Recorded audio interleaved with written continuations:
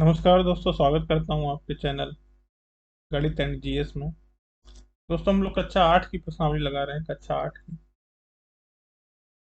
8 की दोस्तों जो एनसीईआरटी की किताब होती है, उसी प्रश्नावली संख्या 3.1 लगा रहे हैं।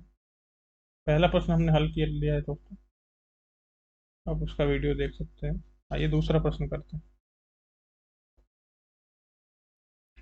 कह रहा है निम्नलिखित में कितने विकर्ण हैं। किसमें किसमें कह रहा है दोस्तों? एक उत्तल चतुर्भुज। उत्तल दोस्तों आप जानते हैं, जिसके उत्तल दोस्तों वे आकृतियां होती हैं जिसके आप किन्हीं दो बिंदुओं को मिलाएं तो उसका कोई भी भाग बाहर नहीं होता है। जैसे आप अगर इन दो बिंदुओं को मिला,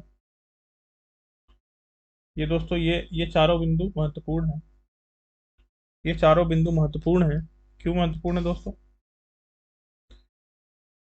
क्योंकि ये दोस्तों, इनको सीड्स कहा जाता है। सीड्स, या मेरे ख्याल से इंग्लिश में वर्टेक्स भी कहा जाता है। वर्टेक्स दोस्तों, यहाँ दो भुजाएं जहाँ मिलती हैं, वहाँ एक वर्टेक्स का निर्माण होता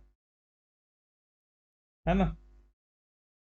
और जो वर्टेक्सों की संख्या है, शीर्षों की संख्या जो है वो भुजाओं की संख्या के बराबर। भुजाओं की संख्या, ठीक है। और यदि आप दो शीर्षों को जब जोड़ते हैं, दो शीर्षों को जोड़ने वाली जो जो रेखाखंड होता है ना दोस्तों, उसे ही कहा जाता है विकर्ण। विकर्ण, विकर्ण, ठीक है दोस्तों। तो इसमें कितने आप जोड़ सकते हैं शीर्षों को? यदि आप इन दोनों को दोस्तों जोड़ो, ये तो भुजा होगी। ये यहां से ऐसे जोड़ेंगे तो ये तो भुजा होगी, तो ये हम नहीं ले सकते हैं। मगर इन दोनों को यदि आप जोड़ें तो एक एक ये वर्टेक्स बनेगा, यानी शीर्ष बनेगा, और एक ये। दो। कितना हो गया दोस्तों विकर्ण? दो। आइए अगली आकृति देखते हैं। एक सम षडभुज। षडभुज यानी छह। षड दोनों होता है, षड का मतलब होता है दोस्तों छह। सप का मतलब सात, पंच का मतलब पांच, अष्ट का मतलब आठ। इस तरीके से दोस्तों, त्रि का मतलब तीन, ये चतुर का मतलब चार। ठीक है, सम षडभुज, छह भुजाएं हैं। और सम कह रहा है तो दोस्तों सारी भुजाएं बराबर हैं। सारी भुजाएं बराबर हैं, ऐसा छह भुजाओं वाली ऐसी आकृति दोस्तों जिसकी सारी भुजाएं बराबर, ठीक है। सारी भुजाएं इसकी दोस्तों बराबर।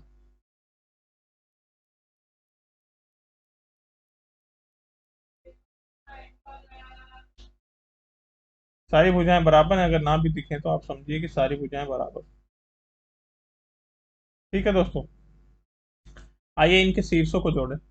ये शीर्ष बन रहे हैं ना, जहाँ दो भुजाएं मिल रही हैं। एक दोस्तों ये शीर्ष हो गया। थोड़ा दोस्तों हम कलर बदल लेते हैं। आइए,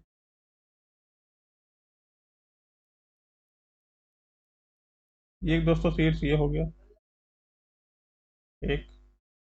और इसको जोड़े अगर यहाँ से इस वाले में, ये हो गए दो। इसको यहाँ से आप यहाँ भी जोड़ सकते हैं, और इसको दोस्तों यहाँ से आप यहाँ भी जोड़ सकते हैं, है ना।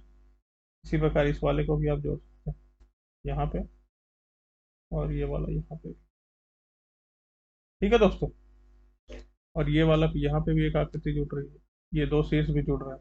और भी क्या कुछ जुड़ने वाला है दोस्तों? जी हाँ दोस्तों, यहाँ पे भी जुड़ रहा है। क्या और भी कहीं जुड़ेगा दोस्तों? आप देख लीजिए।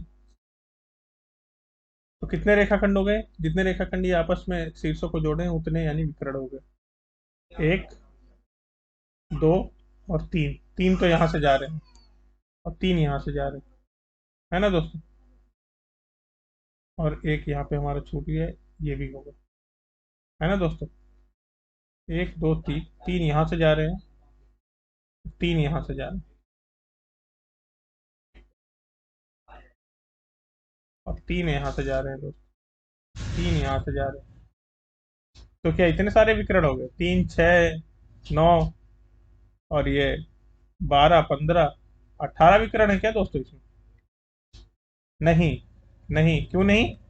क्यों नहीं? क्योंकि दोस्तों जो यहाँ से जा रहा है, जो यहाँ से ऐसे गया है, वही तो यहाँ से भी आया है। तो दोस्तों एक विकर्ण दो जगह से आ रहा है, एक तो दोस्तों ये वाला होगा, एक दूसरी जगह। तो ये 18 नहीं होगा दोस्तों, 18 में 2 का भाग कर देंगे, यानी दो दो बार वो रिपीट हो रहा है।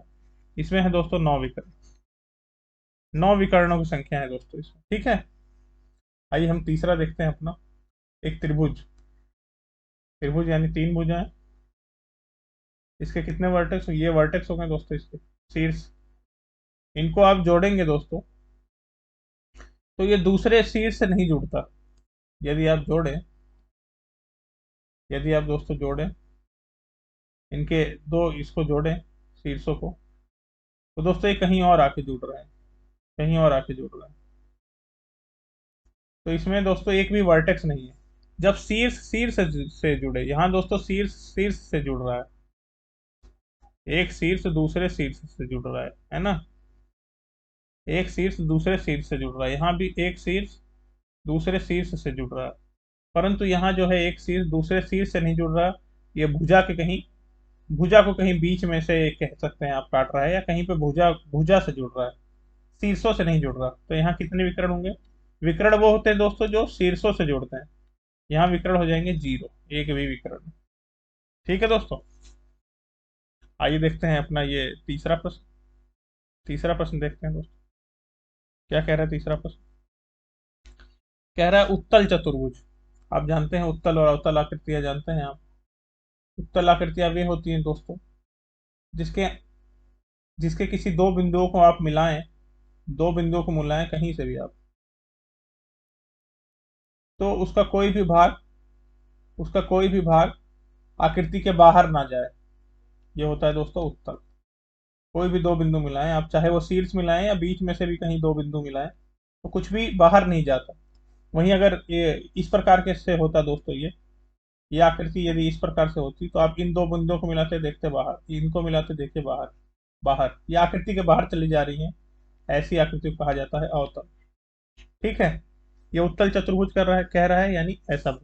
उत्तल चतुर्भुज यानी दोस्तों ऐसा चतुर्भुज, ऐसा चतुर्भुज, ठीक है। कह रहा है इनके कोणों के मापों का योग दोस्तों बोल रहा है कितना होगा। इनके कोणों के मापों का योग, ये जो कोण बने हैं इनको जोड़ेंगे सारे के सारे, एक कोण, दो कोण, तीन कोण, चार कोण। तो दोस्तों 1 + 2 + 3 + 4,